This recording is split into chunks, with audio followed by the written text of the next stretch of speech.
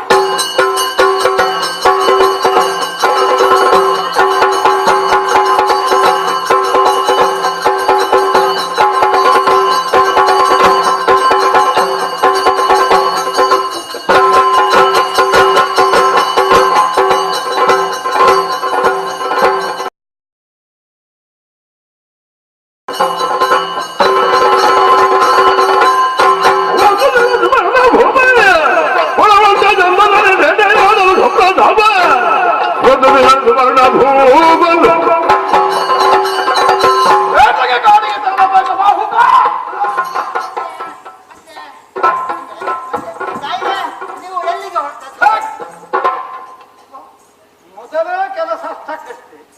ಅಪಶಕುನ ಮಾತಾಡಿದ್ರೆ ಮತ್ತೆ ಕೇಳುವುದೇ ಬೇಡ. ಎಲ್ಲಿಗೆ ಅಂತ ಕೇಳುವುದೇನ ಬೆಕ್ಕಂತ ಬಂದಾಗೆ. ನಾನು ಮನೆ ಬೇಕಲ್ವಾ? ಮನೆ ಬೇಕಾದ್ರೆ ಕಾಮಧೇನು ಅದು ಆಚೀಚೆ ಕಾಲಿಗೆ ಸಿಕ್ಕೊಂಡಿದ್ದು. ಬೇಟೆಗೆ ಹೊರಟೆ. ಬೇಟೆಗ ಹೋಗುವ ಅಲ್ಲ ಅಂಗಡಿಗೆ ಬೇಟೆ. ಹೌದು ಹೋಗುವ ಬೇಟೆಗೆ. ಹೋಗುವುದು ನೀನೆಟ್ಟಿಗೆ. ನಾನು ಬರ್ತೇನೆ. ಎಂತದ್ದು ಅರಮನೆ ಅಂಗಣದಲ್ಲಿ ಬೇಟೆ ಆಡುದು? ಕಾಡಿಗೆ ಹೋಗ್ಬೇಕು.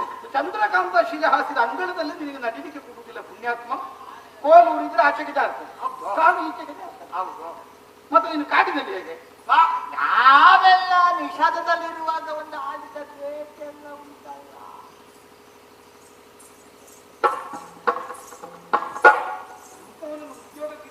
ನನ್ನ ಕೆಲಸಕ್ಕೆ ನಾನೇ ಹೊರಟು ದೊಡ್ಡವರ ಮನೆಯಲ್ಲಿ ಊಡಿಗತ್ತಿದ್ದವರು ಯಾವುದೋ ಕಾಲ ಪ್ರಭಾವದಿಂದ ನಮಗೆ ಸಿಕ್ಕಿದೆ ಅಂತ ನಾವಿಟ್ಟುಕೊಂಡೆವು. ನಾವು ಹೋದೇವೆ. ಮಾತಾಡುವುದಿಲ್ಲ ದೊಡ್ಡ ಲೆಕ್ಕವಿಲ್ಲ ಸೇರಿದೆ.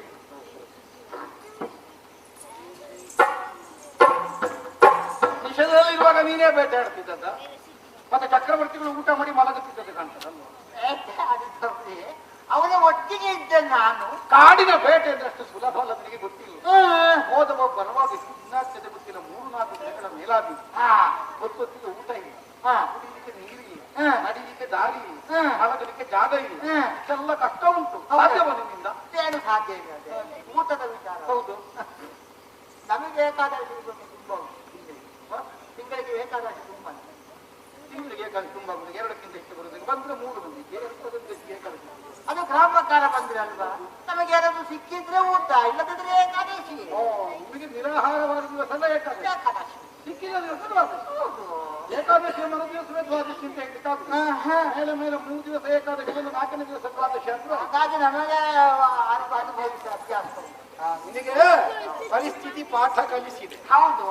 ಹಾಗೆ ನಿಮಗೆ ಕರಳೆ ದಪ್ಪ ಬೀಳ್ತದೆ. ಹಸಿವಾಗುದಿಲ್ವಾ? ದೊಡ್ಡವನಿಗೆ ಹಸಿವೆ ಇಲ್ವ? ಹೊಟ್ಟೆ ಮಾತ್ರ ಕಾಣಲಿಕ್ಕೆ ದೊಡ್ಡ ಕಾಣುದು, ಹಸಿವೆ ಇಲ್ಲದ.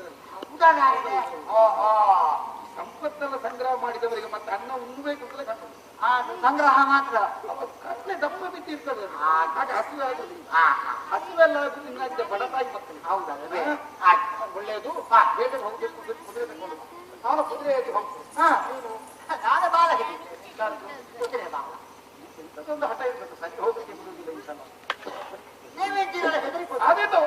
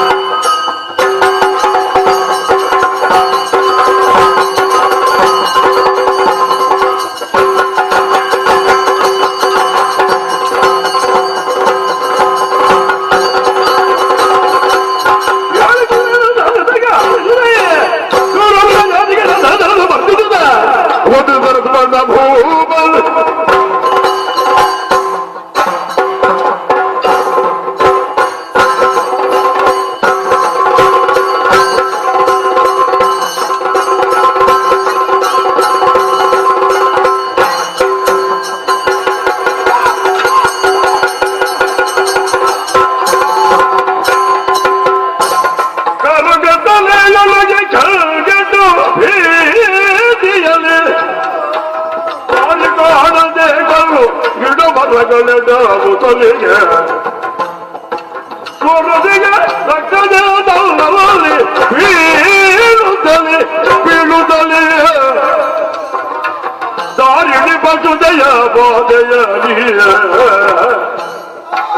ದಾರಿಣಿ ಬಸುದಯ ಬಾಧೆಯಲಿ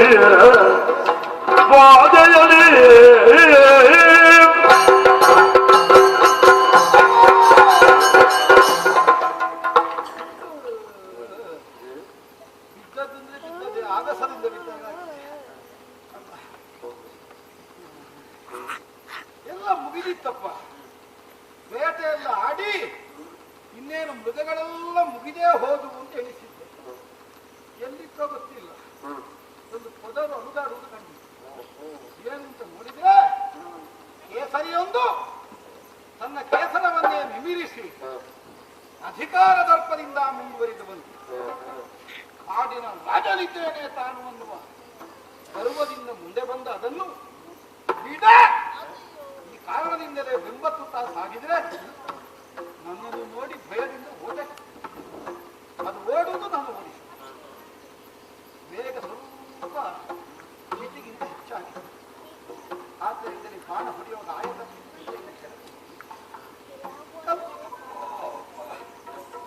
ಕಲ್ಲಿನ ಮೇಲೆ ಬಿದ್ದು ಗಾಯಾಗಿ ರಕ್ತ ಸೋರುವುದಕ್ಕೆ ತೊಡಗಿದೆ. ಆಗ ಬೇಟೆ ತೊಡಗಿದಂದಿನಿಂದ ಏನಾದರೂ ಊಟ ಹೊಟ್ಟೆಗೆ ಏನು ತಂದು ಏನು ಒಣಗಿದೆ, ಕೈಕಾಲು ನಡುಗಿದೆ, ಶರೀರದಲ್ಲಿ ಕಂಪನ ಬಂದಿದೆ, ಎದ್ದು ನಿಲ್ಲುವ ಪ್ರಾಣವೇ ಹೋಗಿದೆ, ಧಾರಣಾ ಶಕ್ತಿ ಕುಸಿದಿದೆ. ಅದವು ನಿಮಯಲ್ಲಿಗೆ ಹೋದ ಒಬ್ಬ ಅಂತ ಬಾಹುಕ ಒಟ್ಟಿಗೆ ಇದ್ದವು ಅಲ್ಲಿವರೆಗೆ ಮತ್ತೆ ಪುಣ್ಯಾತ್ಮ ಸುದ್ದಿ ಇಲ್ಲ. ಇಲ್ಲ ಆಚೆಗೆ ಹೋದ್ರ ಕಡೆಗೆ ಓ ಬಾಹುಕ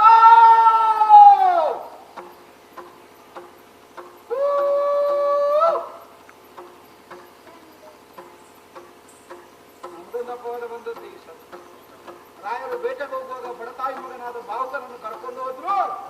ಬರುವಾಗ ರಾಯರೊಬ್ಬರೇ ಬಂದ್ರು. ನಿಮ್ಮಿಂದ ಹೋದಂತ ಹೇಳಿದ್ರು. ಇದ್ರೆ ನಮ್ಮ ಸ್ವರ ಕೇಳಿದ್ರೆ ಭಾರತೀಯ ಕಾಮ್ಯುನಿಸ್ಟ್ ಬಾಹುಕ ಬಾಹುಕ ಬಾಹುಕ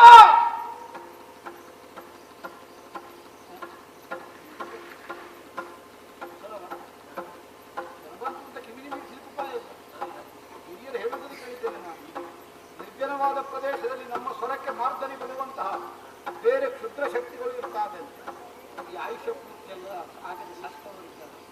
ಅವರೆಲ್ಲ ಅನಾಥ ಪಿಶಾಚಿಗಳಾಗಿ ಅಂತರಿಕ್ಷದಲ್ಲಿ ತಿರುಗುತ್ತಾ ಇರ್ತಾರೆ. ಅವುಗಳಿಗೊಂದು ಚೇತ್ ಮನುಷ್ಯರಾಗಿ ಕೂತು ಹಾಗೆಲ್ಲ ಅಂತದ್ದು ಸ್ವರ ಖುಷಿ ಇದೆ. 3 ಸಲ ಕರೀಬೇಕು. ಬಾಹುಕ ಸ್ವಲ್ಪ ಹತ್ತಿರ ಓ ಬಾಹುಕ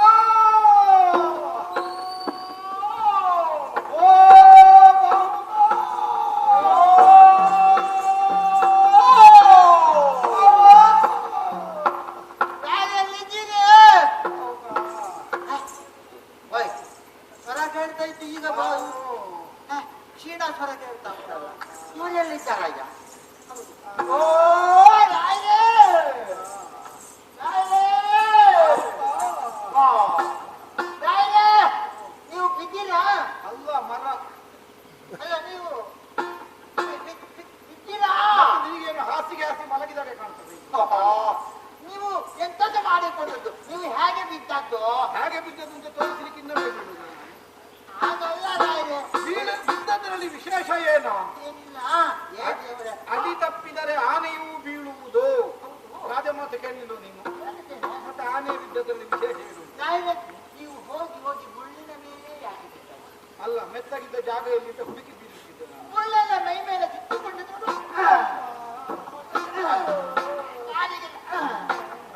ರಕ್ತ ಸೋರ್ತಾ ಉಂಟು. ಸ್ವಲ್ಪ ಮರದ ಬುಡದಿ ಮರದ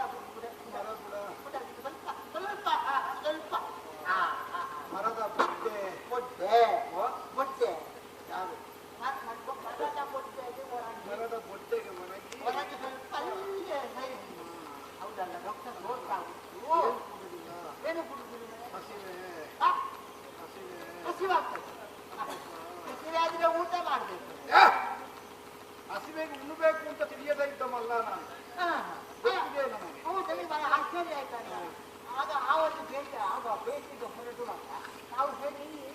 ದೊಡ್ಡವರಿಗೆಲ್ಲ ಹಸಿವೆ ಆಗ ಇರಲಿಲ್ಲ, ಈಗ ಇದ್ದೆ.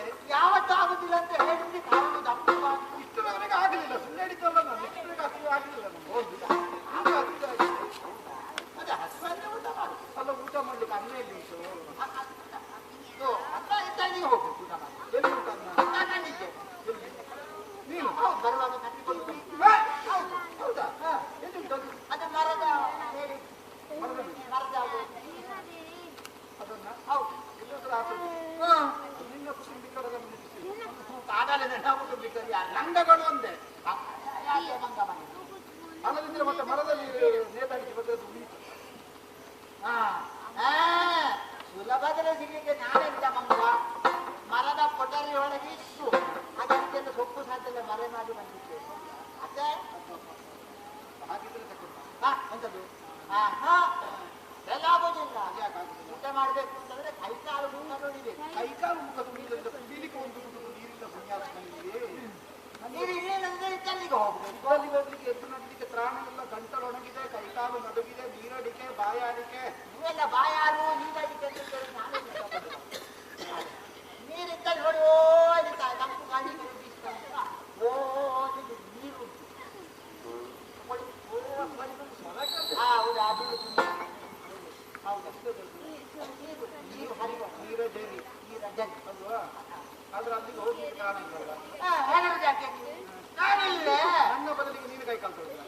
ಅದಾಗೋದಿಲ್ಲ. ನಿಮ್ಮನ್ನು ಅಲ್ಲಿವರೆಗೆ ಕರ್ಕೊಂಡು ಹೋಗುವೆ. ಯಾರು? ಆ ಕುದುರೆಗೆ ಆಗ್ತದ ನನಗೆ ಹೋಗ್ಲಿಕ್ಕೆ. ಮತ್ತೆ ನಿನಗಾಗ್ಲಿಕ್ಕೆ ಉಂಟಾ? ಅದು ಮನಸ್ಸು ಮಾಡಿದ್ರೆ ಭೂಮಂಡಲವನ್ನೇ ಹೋಗ್ತೇವೆ. ಹೌದಪ್ಪ, ಚಕ್ರವರ್ತಿ ಅಂತ ನೀನು ಭೂಮಂಡಲ ಮಾತಾಡುದು. ಮತ್ತೆಲ್ಲ 6 ಸೇರಿಂಗ್ 3 ಸೇರಿಂಗ್ ಇಲ್ಲ ನಿಮಗೆ. ಆದಿತ್ತು ನಿನಗೆ. ಈಗ ನೀವು ನೋಡಿ ಆಯ್ತು ಆಯ್ತು.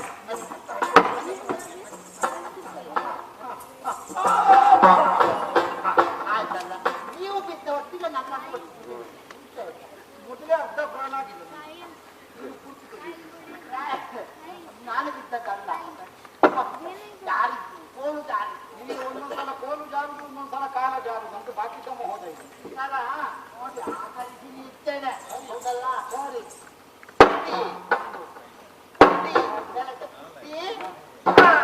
ಈಗ ನೋಡಿ ಬನ್ನಿ ಬನ್ನಿ ಆಕರಿಸಿ. ಬನ್ನಿ ಈಗ ಬನ್ನಿ ಹೋಗುವ ಹೋಗುವ.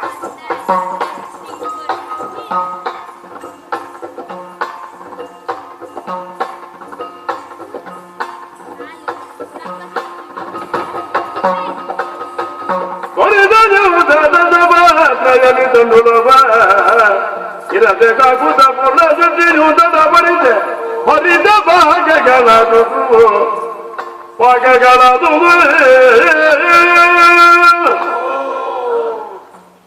ಶುಕ್ರಾಸವನ್ನೇ ಒದಗಿಸಿದ ಈ ಕಾಡಿನಲ್ಲಿ ಈ ಪುಣ್ಯಾತ್ಮ ಒಂದು ದಣಿವಾಗ್ಲಿಕ್ಕೆ ಪ್ರಾರಂಭ ಆಗಿದೆ ನಮಗೆ. ಇನ್ನೊಂದು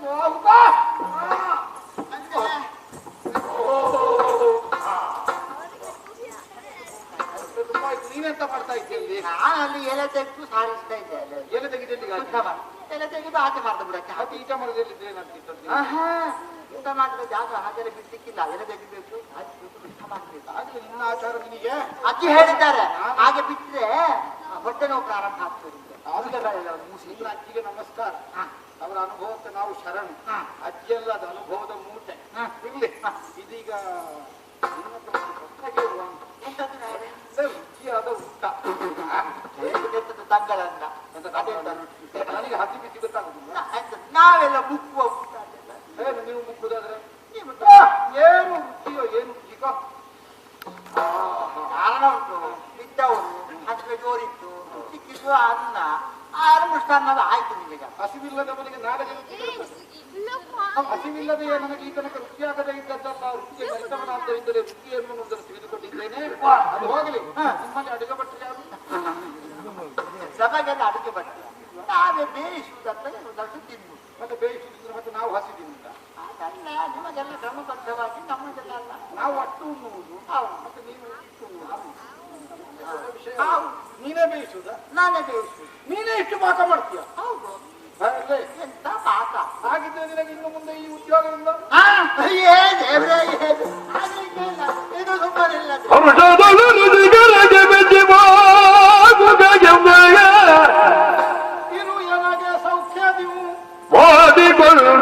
ಕೊಡುವೆಯೋ ನಿಯಮ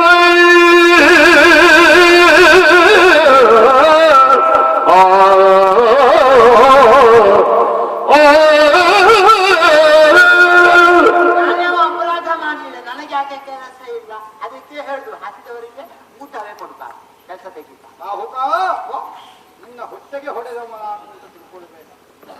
ನಿನಗೆ ಈ ಉದ್ಯೋಗ ಇಲ್ಲ ಅಂದ್ರೆ ನಿನ್ನಲ್ಲಿ ಪ್ರಶ್ನೆ ಹುಟ್ಟಿಕೊಳ್ಬೇಕೋ ಬೇಡೋ ಮರುಕ್ಷಣದಲ್ಲಿ. ಹಾಗಿದ್ರೆ ಯಾವ ಉದ್ಯೋಗ ರಾಯರೇ?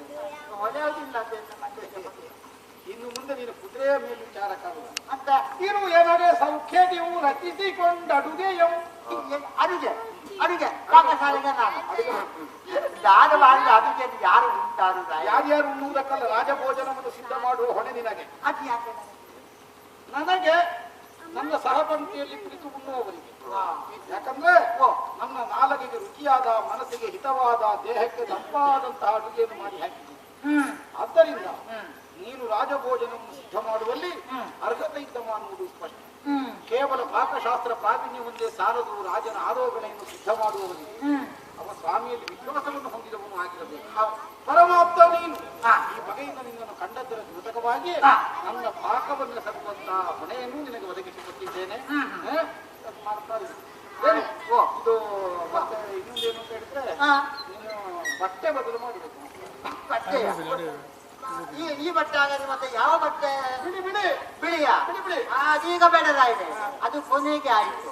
ಅದು ಕಟ್ಟದಲ್ಲಿ ಹೋಗುವಾಗ ಹಿಂದೆ ಮುಂದೆ ಭಜನೆ ಅವನು, ಮಧ್ಯದಲ್ಲಿ ನಾನು ಭಜನೆಯಲ್ಲಿ ಹೋಗುವುದು. ಹೌದು. ನಿನಗೆ ಹಿಂದೆ ಮುಂದೆ ಜನ ಯಾವಿಲ್ಲ, ಮತ್ತೆ ಭಜನೆ ಮಾಡುವುದು. ಅವರಿದ್ದಾರಲ್ಲ ಕೆಲಸಕ್ಕೆ ಬಾರದವರು. ಈ ಒಂದು ಸುಮ್ಮನೆ ನಿದ್ದೆ ಮಾಡೋರೆಲ್ಲ ನಾಳೆ ನಿನ್ನ ಭಜನೆಗಾಗಿ ಹೌದೌದು ಬಂದಾರು.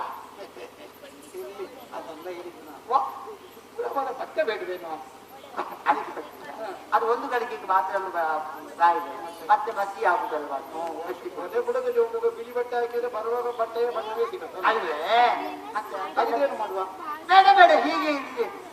ಒಂದು ಬದಲು ಈ ಬಟ್ಟೆಯ ಮೇಲೆ ಏನು ಒಂದು ಅಭಿಮಾನ ಇರ್ಲಿ. ಹಾಗೆ ಒಂದು ಹೆಸರಾದ ಹೆಸರು ಬದಲಾವಣೆಯ ಹಾಗೆ ಎಂತದಾದಿಲ್ಲಪ್ಪ. ಅದು ಬಾಹುಕ ಬಟ್ಟ ಅಂದ್ರೆ ಯಾವ ತೊಂದರೆ ಗೊತ್ತಾಗುದಿಲ್ಲ ಪಕ್ಕದಲ್ಲಿ. ಹೌದು. ಅದು ಬೇಡ. Puttanna but, Puttannaiah but. ಒಳ್ಳೆದುಂಟು. ಕೊಟ್ಟು ಕಣ್ಣಯ್ಯ. ಕೊಟ್ಟು ಕಣ್ಣಯ್ಯ ಅಲ್ವೋ, ಪುಟ್ಟಣ್ಣಯ್ಯ. ಯಾಕಂದ್ರೆ ಒಂದು ಆಶಯದಿಂದ ಈ ಹೆಸರು. ಅನಾಥನಾಗಿ ಆಶ್ರಯಕ್ಕಾಗಿ ಯಾಚಿಸಿ ನೀನು ನಮ್ಮಲ್ಲಿಗೆ ಬಂದ ಈಗ ಪುಟ್ಟನಾಗಿದ್ದೆ ಅಂತ. ಈಗ ಆಪತ್ತಿನಲ್ಲಿರುವ ನನಗೆ ಅನ್ನವನ್ನು ಕೊಟ್ಟು ನನ್ನ ಅನ್ನನ ಸ್ಥಾನವನ್ನು ಅಲಂಕರಿಸಿ ಇನ್ನ ಅಯ್ಯನೂ ಆಳ್ತೇವೇನು ಯಾರಿಗೂ. ಆದ್ದರಿಂದ ಅಷ್ಟಕ್ಕೆ ಏರಲ್ಲಿ ಎನ್ನುವ ಹಾರೈಕೆಯನ್ನು ನಾವು ಇರಿಸಿದ ಹೆಸರು. ಊರಿನವರು ಕೇಳಿದ್ರೆ ಹೇಳಿದ್ವಿ, ಬಾಹುಕ ಅಂತ ವಿನೋದಕ್ಕೆ ಹೇಳಿದೆ.